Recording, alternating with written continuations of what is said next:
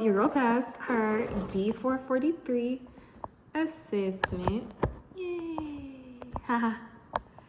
Great. So I'm just going to tell you how I approached the course, and then kind of tell you what worked for me, what didn't work for me, and hopefully you get some good stuff out of it. Okay. So how I approached the course was I needed to know, like, what did I need to do before I was able to take the OA. Like, of course, you go through it, but like, what is being expected, right? What are the expectations? And so the best way to find the expectations is to join the course community from your WGU student account. You join the course community, log in with your WGU SSO, student login, or that's what I did. You can log in with LinkedIn, but I did my WGU student login. Logged in with that, and then go to resources, and then in resources it's like there's like a tab or something that says like what you need to do to pass this course, or how to be successful in this course, or something like that. And what I've found so far is that most of the courses have this feature. Like, most of the courses, if you go to the community, you go to the resources, they'll tell you how to be successful in that course. They tell you really like what you need to know, and they break it down for you. So I found that to be extremely helpful thus far, and I'm going to continue using it in my WGU journey, okay, period, because it's beautiful. So you're going to find what you need to do to be successful, and then it's going to tell you everything you need to do.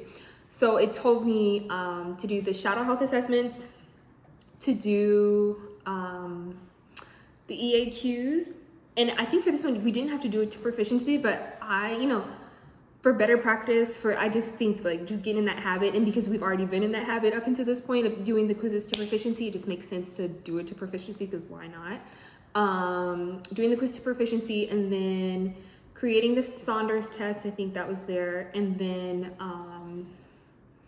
the questionnaire, and then the phone call with the instructor, and then you get to take the OA, and then you pass and you move on. Yay! So that was that. So for me, the first thing I did when seeing that is I just got all of my shadow health assessments out of the way, because I had started health assessment when I was doing lab. I started them both at the same time, and so for lab you have shadow health assessments, and so it was, for me, it just made sense to like stay on that roll, stay on that flow, because it's such a specific way of like completing those assignments. So it's such a specific way of completing those assignments. So to just keep that momentum, it makes sense to just like do them all consecutively. For me, I can do it all in one day, but who knows? We all live different lives. Do what you got to do. So yes, and then after I completed all of my shadow health assessments, got those out of the way, Miss Tina and her situations, I jumped straight into doing the EAQs. Or straight into the EAQs and the lessons. And the EAQs, it just goes through the systems, and then you learn more information about those systems.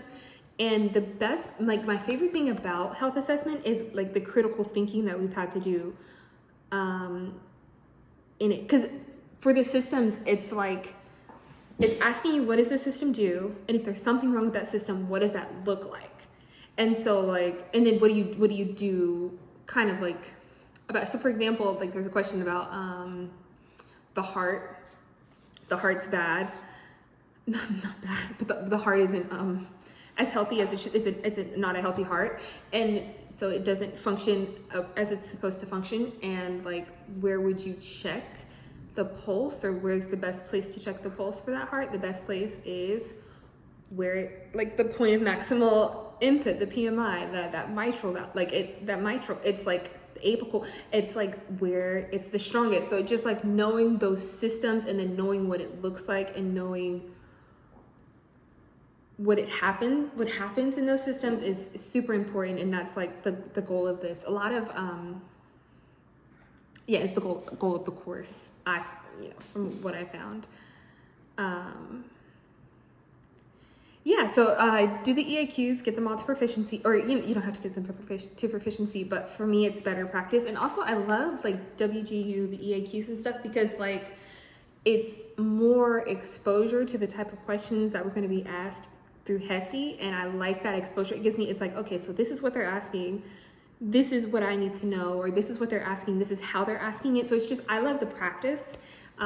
Practice, exposure. It helps build confidence. So confidence when taking the test, or confidence in learning things, and I love that.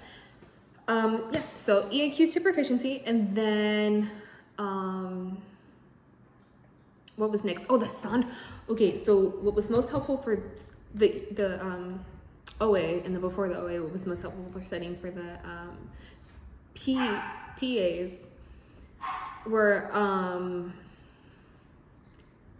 the EAQs, and then the Saunders assessment. So on the community, in the resources, they tell you how to create the Saunders quiz, and then you should have done it, what was that last class?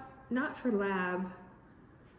Well, maybe it was Foundations of Nursing. There was like another class where you had to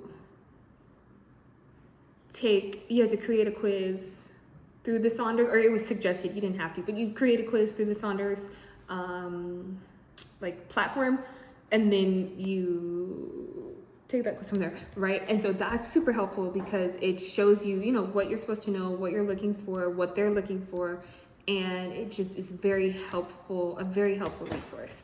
And I love that in this course they make you do it, because once again, it's a very helpful resource. So even if it's not for this course, or even if it's just like for your own personal gain or something you want to do when you study, like it's perfect to go and use it to study, because it's like, it's what you're looking for. It's the questions that they're looking for. So it's very helpful. A very, very, very helpful resource. So I'm grateful that they made us utilize this resource in this course. So after you take the Saunders, then you do the questionnaire, answer the questionnaire, and then after the questionnaire, you will talk to your course instructor, and then just like, I think it was Foundations, right? Just like Foundations, there's a little quizzy quiz that you take that you have to know, and it's honestly, if you've done your EAQs, if you've done your PAs, if you've done that Saunders assessment, if you've studied the content, you will pass. You will pass. Because once again, it's just about critical thinking. It's about understanding what the systems are and what the systems do and what the signs of those systems look like. Like if it's a respiratory issue, what does that look like? If it's a cardiac issue, what does that look like? If it's a well, those are really the main two, because that's what I needed the most focus on. That's really what I focused on, was the cardio and the respiratory. But also, there was some things about the vision, right? The HEENT. What sort of vision tests do you need to take? What does that look like? What is the auditory? What does it look like when you are doing an auditory exam? Like. Exam. Yeah, I'm trying to think of the other like content that I got stuck on, that I needed to like be like, oh yeah, this is what this is. This is what this means. But yeah, I'm just gonna say it again. I feel like this is like my 10th time saying it, but for real, like if you know the systems and you know what the systems are supposed to do, and then you know what it looks like when they're not doing their job, that's the gist of it. Then you take your critical thinking and you go from there like, oh, okay, well then this is what this looks like, and that is what that looks like, and this is what I have to do. And it's funny because when I was taking the OA, I was like second guessing myself so hard. And then when I finished it and I saw what I got wrong, I was like, oh my God, I knew that. You know what? I knew what that meant because I know this system. I just was second guessing myself. But yeah, just know those systems, learn those systems. Take those EAQs to proficiency.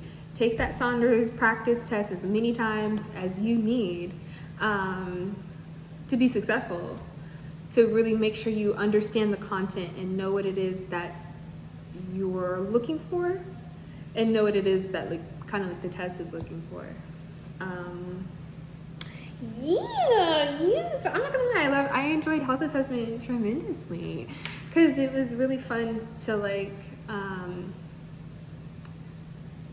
go a little bit deeper into what we've already been studying up until this point, you know?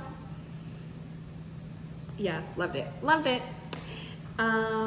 Yay, so that is how I approached health assessment. That is what worked for me. That is what did not work for me.